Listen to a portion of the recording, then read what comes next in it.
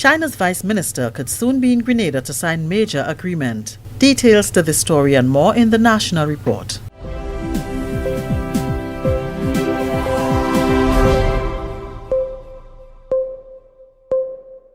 With the National Report, I'm Leslie Ann Johnson Cornwall. China's vice minister could be paying a visit to Grenada in the near future to sign a multi-million-dollar loan agreement for work on the Maurice Bishop International Airport. Grenada is receiving assistance from China in the form of a $60 million soft loan support to expand the airport facility. Prime Minister Dr. The Right Honorable Keith Mitchell says this country is grateful for the assistance it is receiving from China, not only in the area of infrastructure, but also housing, education, and agriculture. Also to do the runway expansion and upgrading, the ring road around the facility, and to put further facilities at the airport and other infrastructural projects in the country. $60 million is a lot of resources for this country. At 2% interest is extremely small.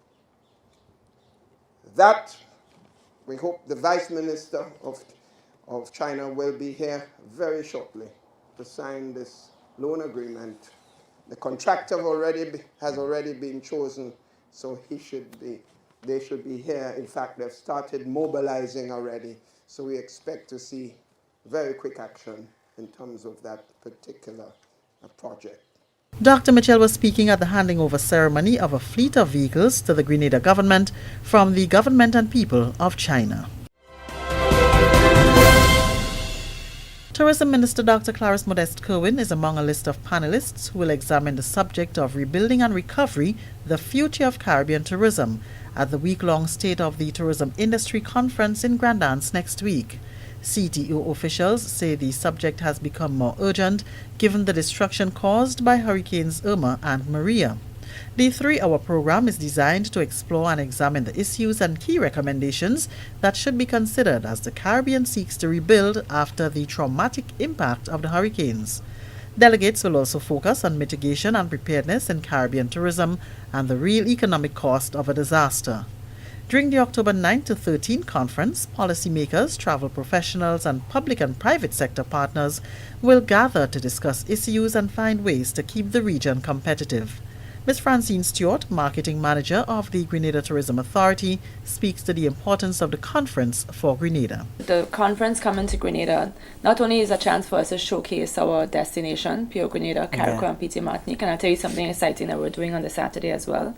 But it's also a chance for Grenadians, local registrants, to interact, network with the speakers, learn more about the tourism industry. So we have been saying, the farmer, everybody can come. It's not just a chance for us to showcase who's coming in, right, but it's a chance for us to interact and listen to the topics that are being discussed, right, and understand how the industry is affected by everything and how everything affects the industry. This is the National Report. More news after the break. Grenada, Carriacou, and Petite Martinique will host the Caribbean's biggest tourism gathering, the State of the Tourism Industry Conference, from 10th to the 13th of October at the Radisson Grenada Beach Resort. It's your opportunity to get premium access to tourism industry leaders, network, and gain ideas to improve your business or knowledge. To register online, visit SOTIC. That's SOTIC at sotic.onecaribbean.org. Register locally by visiting the GTA headquarters at Burns Point, St. George's, or the GTA office in Carriacou, 8 a.m. to 4 p.m. Register for 1 day for just $160, or register for 3 days for just $400. There's something for everyone at SOTIC 2017. See you there. Another major project has commenced in the south of the island under the Grenadian Citizenship by Investment Program. On Thursday, the sod was turned on the project site of the Hideaway Luxury Apartments located at True Blue in St. George's. Founder of Hideaway, Dr. Richard Nixon, says contractors have set an end date for July 2018.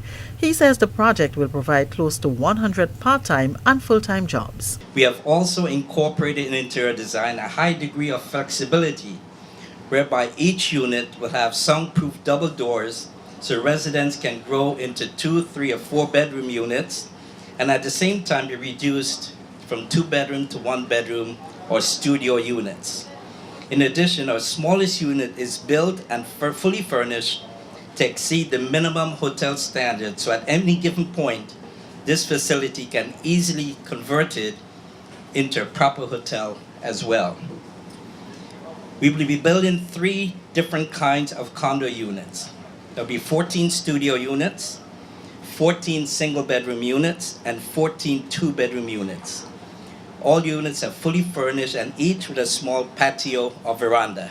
Minister for International Business, the Honorable Nicholas Steele, says the Hideaway business venture is testimony that Grenada's CBI program is fulfilling its mandate. I think it also speaks most definitely to the environment that exists now in our country. An environment in which individuals who could have and who did make life a good life out there and could have stayed have chosen this time to come back and come back to home to invest, and that speaks volumes to the confidence in the economy. That speaks volumes to the sacrifice that we have all mutually taken over the most recent years in getting things right with our environment, with our debt restructuring, with the atmosphere that is inviting not just to the foreign investors, but also to our children of the soil. Dr. Nixon endorsed the CBI program, saying it's a good opportunity for not only foreigners to boost Grenada's economy, but locals as well. Many have expressed concerns about the Grenada Citizenship by Investment program. I would publicly like to endorse the intent of this program because I've seen the benefits it can bring. This is a program also for Grenadians and not, as perceived by many, being reserved for foreign investors. We have to find a way to make this platform work for us. At this time, the Act does not discriminate on who can benefit from this program. However, it will be instructive for a special set of incentives which should be afforded to naturally born Grenadians, as the intent of the legislation is targeted for the overall benefit of Grenada and Grenadians. Prime Minister Dr. The Right Honourable Keith Mitchell, Minister Nicholas Steele, Dr. Richard Nixon and Parliamentary Representative Alexandra Otway-Noel turned the sod to signal the start of construction. China's Ambassador Dr. Zhao Yongchen says he wants to continue strengthening law enforcement cooperation between his country and Grenada. He was speaking Friday at the official handing over ceremony of a fleet of vehicles to the Royal Grenada Police Force. In an agreement between both countries, China has agreed to provide the RGPF with logistic equipment valued at $2.8 million. We hope to make jointly a forum to prevent and combat transnational crime, money laundering, and terrorism, and so on, to promote cooperation in hunting for those who fled abroad. Prime Minister Dr. Keith Mitchell has assured there will be no misuse of the vehicles.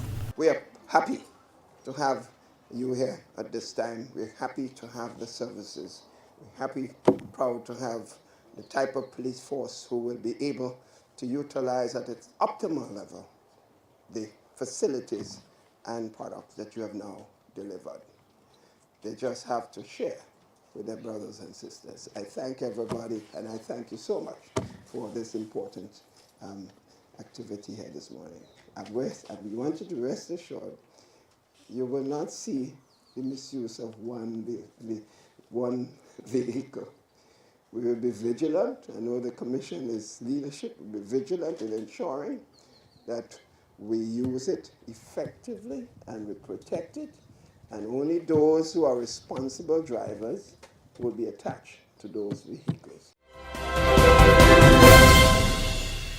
And that's the National Report. I'm Leslie Ann Johnson Cornwall.